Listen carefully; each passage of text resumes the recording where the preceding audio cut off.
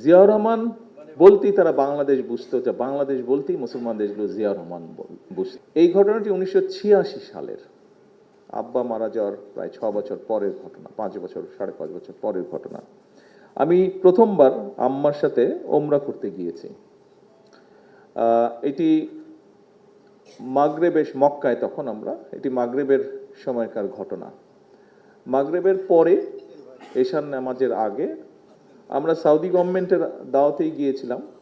তো তারা তখন, এখন যেরকম আপনারা নিশ্চয়ের মধ্যে অনেকে গিয়েছেন, এখন অনেক বড় বড় হোটেল ওখানে আছে, সেই সকল জায়গায় সরকারি মেহমান যারা থাকে তাদেরকে রাখে তারা। তখন খুব একটা কিছু ছিল না, তখন শুধু এখন যে হারাম শরীফটা মক্কা, মানে যে হারাম শরীফটা যত বড়, তখন আরও অনেক ছোট ছিল এবং চারিদিকে রাস্তা ছিল। তো আমাদেরকে যেখানে রেখেছিল ঠিক রাস্তার উপরে মক্কা হোটেল নামে একটা হোটেল ছিল। আপনারা অনেক আগে যারা গিয়েছেন এখানে যদি কেউ গিয়ে থাকেন, মধ্যে মক্কা হোটেলের সাথে পরিচিত আছেন। মক্কা হোটেল নামে একটা হোটেল ছিল, ওখানেই তারা কম বেশি মোটামুটিভাবে গেস্টদেরকে রাখতো, তাদেরকে গভর্নমেন্ট যাদেরকে নিয়ে যেত। তো আমাদেরকে মক্কা হোটেলে রেখেছিল। আমরা একদিনই ছিলাম ওখানে, আবার রাত্রে জেদ্দায় নিয়ে এসেছিল আমাদেরকে। এনিওয়ে, তো মাগরিবের নামাজ শেষ করে এসার জন্য যাবো, তো আমি হোটেল রুমে এসেছি একটু রিফ্রেশ হওয়ার জন্য।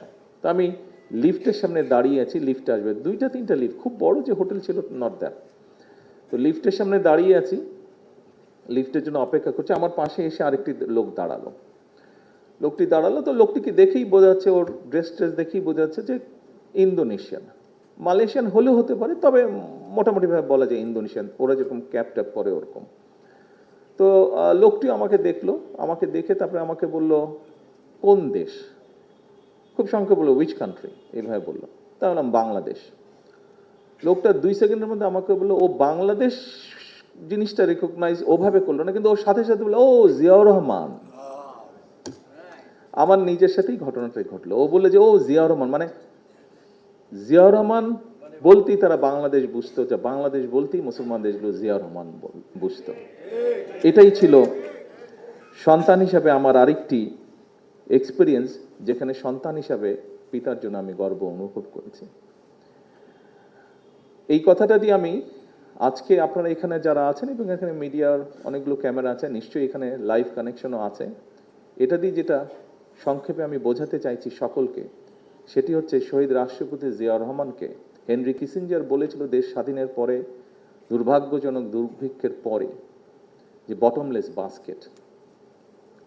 মাত্র কিছুদিনের মধ্যে শহীদ জিয়া রহমান কঠোর পরিশ্রমের মাধ্যমে এমন একটি পর্যায়ে নিয়ে গিয়েছিলেন বাংলাদেশকে। মহাশির সাহেব ওনার বক্তব্যে বলেছেন যে 1980-81 সালের দিকে বাংলাদেশ চাল রপ্তানি করেছিল।